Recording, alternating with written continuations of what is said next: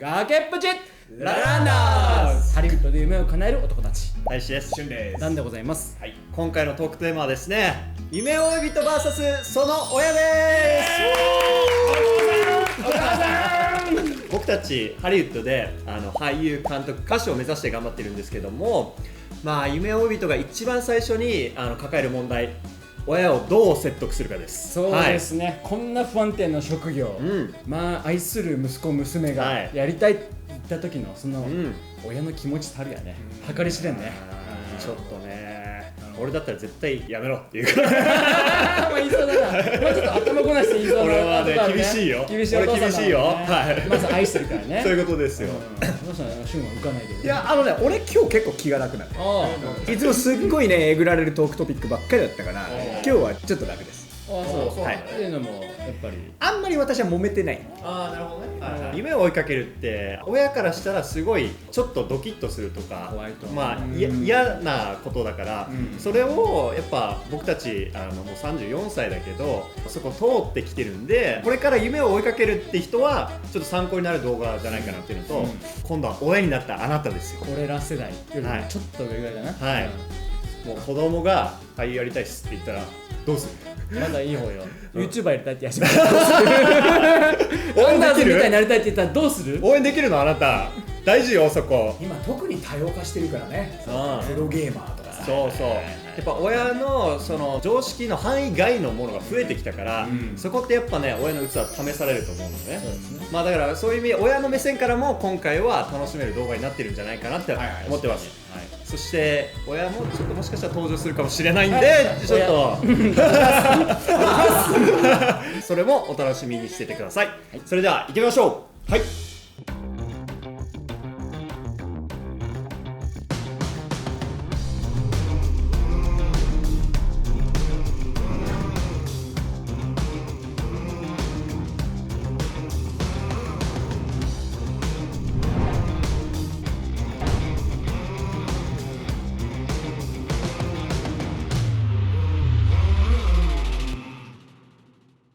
まあというわけでね、もう俺ら夢を追いかけて10年経った？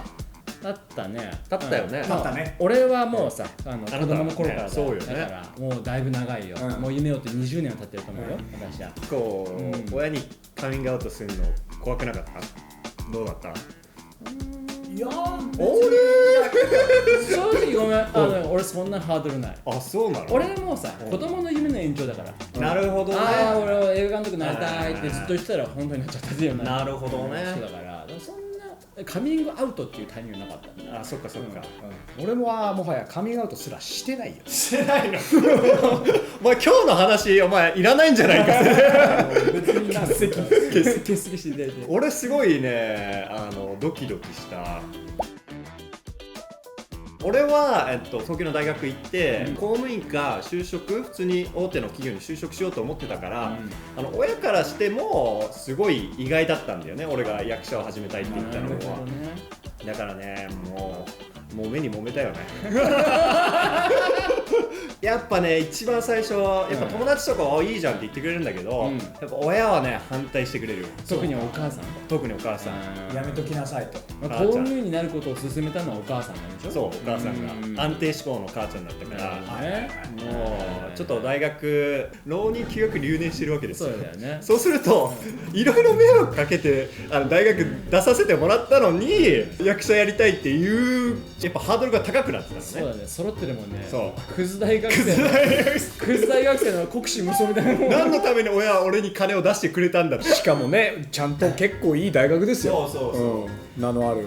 なのでね、やっぱちょっとまあ自分でね、よし役者チャレンジしようって決めるじゃん。その話をしにやっぱ電話じゃできないから、ちょっと沖縄帰ってわざわざ帰りました。何歳の時？何歳の時？それは24、5だったかな。僕は沖縄に出向いたわけですよ。わざわざね。で母ちゃん、何も知らない母ちゃんは普通に俺就職活動してると思ってるから、知らないよね。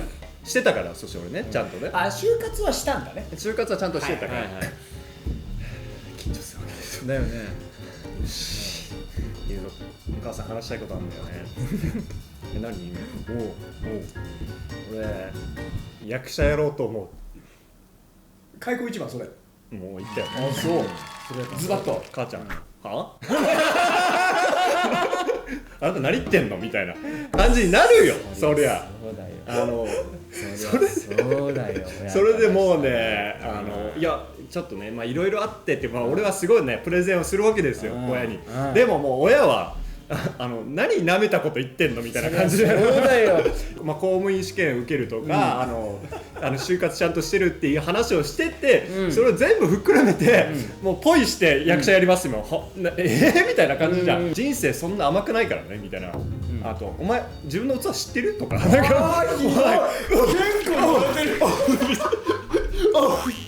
やだから親だから言えるよね。親だからね、親だから言える、心配してるから。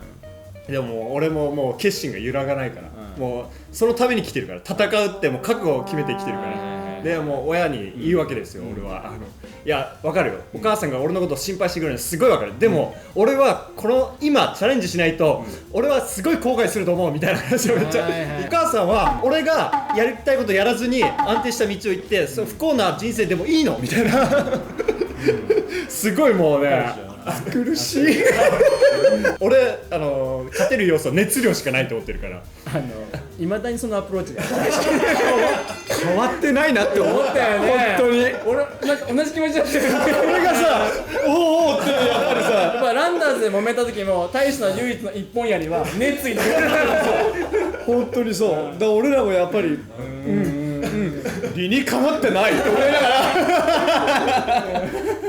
それで母ちゃんにいろいろ話した後に最終的にお母さん言ってくれたのは、もう俺のことが可愛いんだってお母さんは。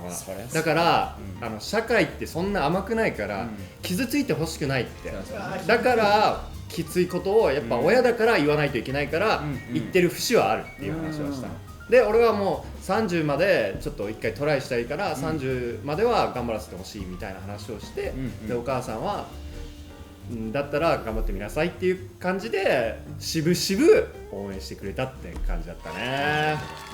でもあれはね結構ねやっぱ怖かったし、気合がないとやっぱ丸め込まれちゃうとこってあるから、やっぱさ親ってさ、やっぱ酸いも甘いも経験してるから、社会ってそんな甘くないからねみたいに、やりたいことだけじゃ生きていけないよっていうのもやっぱ言うと、やっぱどうしてもこうそっかなってなっちゃう自分もいたから、大使の弱さもよく知ってるからね、親はどこに本当に弱さがあるのかっていうのは、だけどそこの熱量で絶対負けないっていうところで多分親も納得してくれたんで、そこまで言うならもうやってみなさいって感じだったんじゃない。縁切られるんだったらしょうがないっていう、ほぼ脅迫、ちょっと脅迫だったよ、ほぼ脅迫だよそれはもう縁取っちゃう。すごいね。でもこの年になるとそれが愛情ゆえのっていうのが分かるよね。そうだね。渋々だったけど応援してくれたお母さんをすごいね感謝はしてるから。なるほどね。親的にさ、なんかここ納得できたんじゃないかなって、テラスハウスに出て以降、親は俳優として割と認めてくれたかもとかっていうことはある。後からね。後から。ないかなっていうのもね、いまだに熱意のみ電話して俳優いつ辞めるのあるからね。やっぱりそんなね見込みがあるとは思われてないけどね。いい、なんか緊張感が伝わってきていいね、分かりやすくバトってる感じが。バトったよみんな、これ頑張ってね、これからバトる人自分だけと思わず大使もやってるからダン君と私がですね、このトピックに関してはですね、大使みたいなドラマ一切なかったんですよ。一切なかった。も俺やっぱ中1ぐらいからもう映画監督になりたいってずっと言ってたから、なるほどね。だからそう親からしたら、子供がなんかまた適当な夢を言ってると思ったら、いつの間にかずっとそれを言い続けてて、で大学にも入り始めてっていうところで、やっと大学に入る頃ぐらいに真剣に話をし始めたんだよね。多分大学だよね。そこで本格的に人生をどうするかって話が出てくるから、多分そこで親は結構ドキドキしたんじゃない？そうだと思う。でもなんかそれまでも高校いっぱいとかずっと演劇自分で書いたりとか演出したりとかしてたし、ここまでやっといて今更嫌っていうぐらいな感じ。ここまでやっといて今更嫌ちょっとね実績は一応あるからね。言ってよじゃあ。それずるいよ。別に計算してたわけじゃないだろうけど、早いうちからこう種をまいてたわけだな。まあでも説得するためにじゃないけど、でも親からしたらなんか特にそんなまあなんか多分あんまり止められはしなかった。ただ単純にそんなに勉強してないお前がそもそもそのアートの大学に行けるかどうかわからんぞぐらいのことは言われたけど、ああそうかね、倍率高いからね。そうだからそれでプレッシャーはかけられてはいたけどね。でもその日大だっけ、日大に行きたいって言った時はもうその、いいじゃんっていう感じだったの？それともいやもう少しなんか他の大学見たらとかなかった？まあ唯一親父が学費高いんちゃうかなるほどね。いやうちもさ、兄が医者だから、そうだよね。医学部行ってる。ああそうね。お金かかるわけ。かかるよね。だからまあね。でもそこそれぐらい小言は言ってもいいじゃん。ね。ねあなた別に医者でもないのに。そう。割とかかったんでしょ。割とかかったね。そうやって後押しだけはしてくれてたかな。でも俺が大学の最後に作った作品が映画祭で超ね。でそのスクリーニングに親も来てくれて、で音も見てくれて、で最後終わり際に音も見てくれてありがとうねって時になんか音が言ってたのが、お前才能ないくて絶望的だと思ってたけど、多分できるわお前この仕事って言ってくれて、じゃあ頑張ってみようと思って。それいいね。すごいね。そうよ。ちょっと俺も親に言わせたいわ。いつやめんのじゃなくて、大したのあるよって言われたいわ。だいぶ甘い目で見れると思うよ。まあでもね、でもなんかね、俺はね結構これぐらい短いストーリーなんだけど、シュンとかは結構ね、両親の話になると割と深い顔するからさ。俺の場合は本当にもっとさっぱりしてて、そうなの？いろいろ家庭の事情も複雑になりつつあって、で俺がちょっと半ばもう家を飛び出す形で、あとはもう俺自分でやってくわって言って、日本の大学入れることになったから、入学金だけお願いします、今金ないから、でそれ以降は奨学金も取ったし、あともう自分で生きてくからって言って、半分俺はもう縁を切る覚悟で家を出たんだよ、そこから。なるほど。そこ以降はもうだからなんか親に相談するとか、そういった概念すら思い浮かばなかったよね。最初は就職するつもりで大学に入っているから、そこからその大学に行ってる間にハモネプっていう出会いがあって、いろいろその音楽を真面目にやっていこうっていうこの意識の変化っていうのはいろいろあった中で、母親はすごいそれに対して見守ってくれてたから、反対も賛成もしていなかったとは、というか今はすごい応援してくれているから、すごいやっぱり多分見守ってくれてたんだと思うんだよね。でも最近になってね、母親とはすごいこまめに連絡を取っているから、もう時を経て関係は良好に戻っているわけだけれども、感謝三様だね。本当にね。本当に。そこには歴史が詰まってますね。あの時話したその日を、で俺が10代の頃と話さなかったっていうその事実と、それぞれのポイントを今親たちが振り返ってどう思ってるんだろうね。というと思いまして、34歳、僕たち、親に聞いてきました。さっきは、俺たち子供サイドの話でした。そうですね。実は後半はですね、親は実際どう思っていたのかっていう親サイドでちょっと同じ日の話をしてみましょうというですね。本当はどう思っていたのかっていうのね。今だから聞けるっていうのはね。そうね。当時は聞けないからね。本当にもう大人だしね。もう時効だからっていうのもあるだろうね。実はさ、ちょっと撮らせてよって言ったけど、ダメだっつってなって、その電話のシーン、電話のシーンよね、親の支配が出たからさ、しょうがないなと思って、でメールでやったんだけど、こう聞いたの、俺が不安定な仕事を追いかけたいって夢を言った時に、どう思った？本音はどう思ったのって、俺は反対は知らなかったけど、本音はどう思ってたのって言ったら、親はその時にね、メールポンって返信来たよね。それ見た瞬間思ったよね、親超かっこつけたなと思って。めちゃくちゃかっこつけたの。全く抵抗なかったと。全く反対もしないし、不安定な仕事だから、大学を出てもしばらくは私が食わしていかないかんな、それぐらいの覚悟は持っとったわ。かっこいいじゃん。かっこいいなと思って、でもちょっと YouTube 用じゃないですか、今のカメラ向きの確かにすごい覚悟、それほどの覚悟があったんだろうけど、ちょっとそれぐらい疑いが出るぐらいかっこいいなと思ってよね。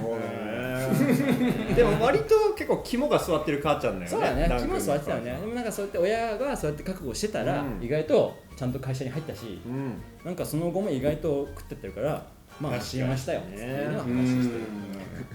親の唯一の関心事って俺に対する無事でいることがまあそうだね、それはあるね。それ以外があればっていう範囲だと思うよ。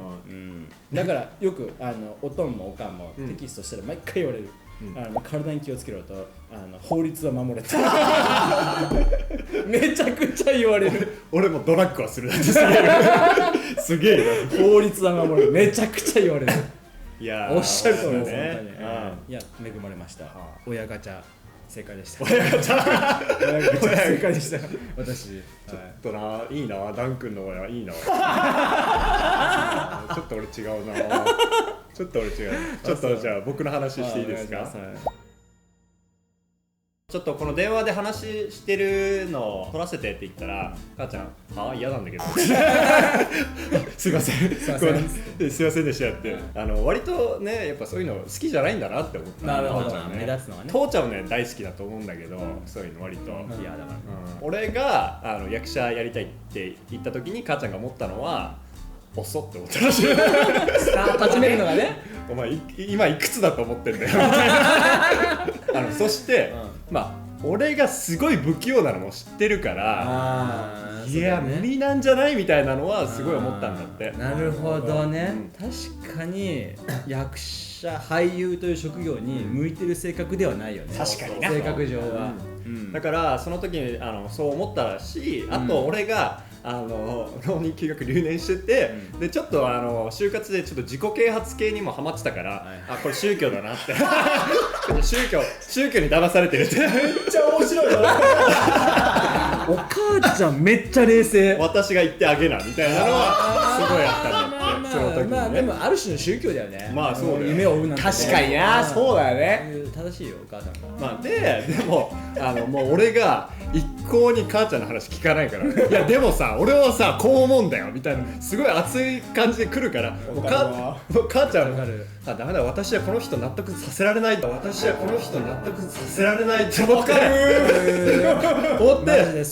もう社会に育ててもらうしかないって思ったらしい。社会でもうもまれるしか大使が納得する術はないんだろうなっていうのを話したんだって。だからそこで多分母ちゃんもうそこまで言うんだったらもういいんじゃない、もう反対はしてたけど、やっぱさ、やっぱ自分の息子って可愛いから傷ついてほしくないっていうのはあったけど、でもそこまでの熱量があるんだったらもういいんじゃないみたいなのはあったよね。今度沖縄帰ってさ、大使被害者の会やろう。お母さんとすごい楽しい会話ができる気がするね。熱意飲み戦車の恐ろしさ。熱意飲み戦車来たちょっと損害賠償をね、結局時間の問題だった社会に揉まれるしかないっていう判断と、そこからこの10年近くを経て懲りてないっていうお母さん今こいつって思ってるだろうね多分。テラスハウスを経て息子は今 YouTube をやっています。どうなんだろうね、どう思ってんだろうね。 YouTube のことは聞いてないからね。聞こえは良くないだろうね。気が気じゃないだろうね。まあもう肝も座ってるでしょ。面白いね。でですね、しゅんさん聞いてますよ。取ってきたらしいじゃないですか。私は一応だってもともとそういう予定だったからさ、そんなに多分ね抵抗がないみたいなので、出演 OK もらいました。ちゃんと話している様子をちゃんとね、音声出演だけれども電話している様子のインタビューをちょっと動画で撮ってきているので、ちょっと見ていただきたいと思います。いわゆるせっかく就職をするためにさ、スポーツをやめて大学せっかく入ったのに、そのキャリアパスを選ばずにこうリスクの高い芸能の道を進むっていう方に決めたときに、母さんはどう思ってたのかなっていうところを。そもそもさ、一番最初に上の2人と違う道を見つけたいと思ってたところからスタートして、で初めてはそこのサフロじゃなくて100人のグループで真ん中で歌ってる時におばあちゃんと一緒に見に行ったんだよね。サフロのゴスペルの方のライブだね。そうそう、ゴスペルの方のね。とにかく楽しそうにやってるっていうのがどういう顔か予想つくね。とにかく楽しそうだったの。バーバが来れたんだよねあれね。そうそうそう。おばあちゃんが亡くなる前。すごい印象にあって、うん。でやっぱり兄貴たちと違った自分の好きな道を選びたいってずっと思ってたのは知ってたから、だからまあああやってとにかく楽しそうに自分の意思をかけられる、それが仕事になるとももちろん考えてなかったけど、だけどそういうその道を選ぶといいなと、別にそれが何でもよかったって言い方やんだけど、人生かけるのに自分が楽しんで、で結局俺はろくに就職もせずにずっとフリーターでやってたわけじゃない。そこに関してなんか思うところはなかった。全然なかったよ。そこが一番中心だよね。本当に好きなもので本当に努力できるし、本当に頑張れるっていうものはやっぱり好きなものでしかできないよねというのが我々の考え方とか、あなたが今もそうかもしれないけど、そっちの方向で思うように、まあ例えば具体的な話、収入が得られなくてもちゃんと生活できるだけのものは自分で作り上げてるじゃない。まあで作り上げられているかどうかは見方によるだろうとは思うけど、一応まあ生活できてはいるけどね。褒めてもらった。嬉しそう。上手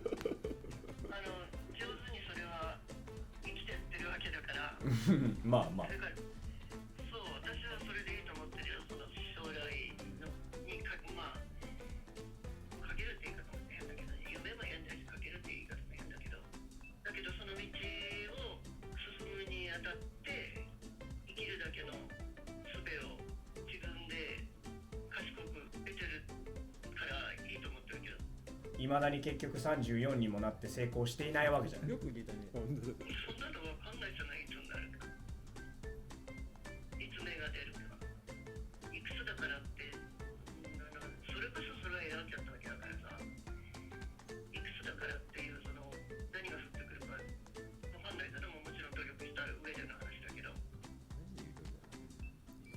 まあそうね。そのためには生きていかなきゃいけないんだから、生きていくための術は得てるわけだから、それで、ね、仕事もできないでね、その夢ばっかり追ってるとこもあるけど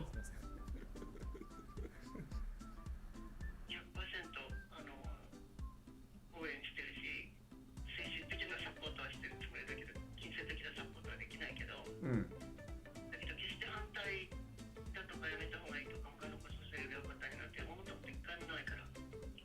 ああそう。はいはい。ではありがとうございました。はい。ではおやすみなさい。反抗期かよ。反抗期かよ。もうちょっと親とさ、にこやかに話せよ。いやまあちょっと中学生感出てるぞ。割と高い頻度で話してるから。なるほどね。それだけこう近しいんだよね。そうだね。なるべくコミュニケーションを密に取ろうかなって、ここ数年の話だけど。超大事だと思う。いいわ。ちょっとあれだね。親への口の利き方って出るね、キャラ。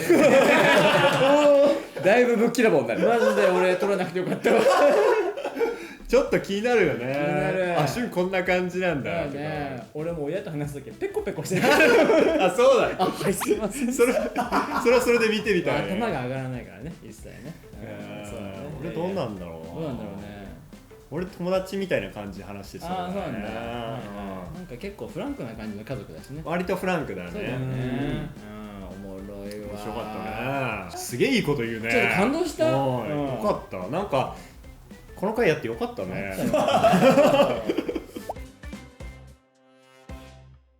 なぜか俺に言われた気がした。俺も自分ごとのようにすごい嬉しかった。まあだから反対されていた記憶は確かになかったなと思って、ただ内心どう思ってたんだろうなっていうのは確かに俺も気になってたから、改めてこうやって聞いてみたら、ものすごいやっぱり柔軟な考えの持ち方をしている親だなって思ったね。そこは特に年齢的にもさ、割と高めのだからでしょ。そういう時代を生きてきた人にとっては、そういう考え方はよりハードル高かった。まあね。兄ちゃんバリッバリ意識してたよ。そう。その会話で本当に分かったのが、俺たちが知ってる以上のお兄ちゃんコンプレックスがすごい。いやでオイディプスだ。いややっぱりさ、俺は一番相談とかしている相手も兄貴たちなのね、なんなら俺はだからその歌手とかの話も結構兄貴に相談したりとかしてたぐらいだから、じゃあお兄ちゃん、親っていうよりはお兄ちゃんに割と相談していたのは兄貴の方が近いかな。でやっぱりあれだけ優秀な兄2人いると、自信にもなりつつなおかつコンプレックスでもあるっていうところがあったから、やっぱり自分は何か別のところで輝けるようになりたいなっては思ったんですけどね。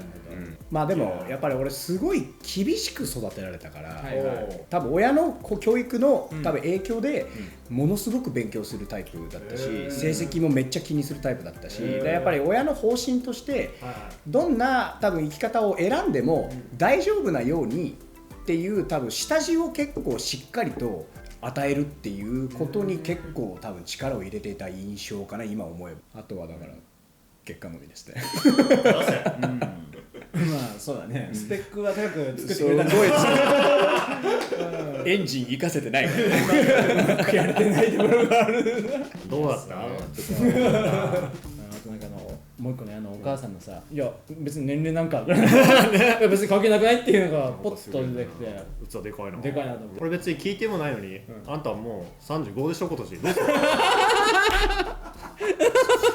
頑張ります。驚くほど愛情っていろんな形があるからいろんな形が同じように親の愛なんだけど、そうそう違った形で出てくる、形が違う。めちゃめちゃおもろいな。いや深っ、今日は深い。今日は深いですね。深いね。どう思われたでしょうね、皆さんね。皆さんのお父さんお母さんは何と言ってくれたんでしょうか、そして何と言ってこれからくれるんでしょうか、分かんないですね。そしてあなたは何て言うかだね。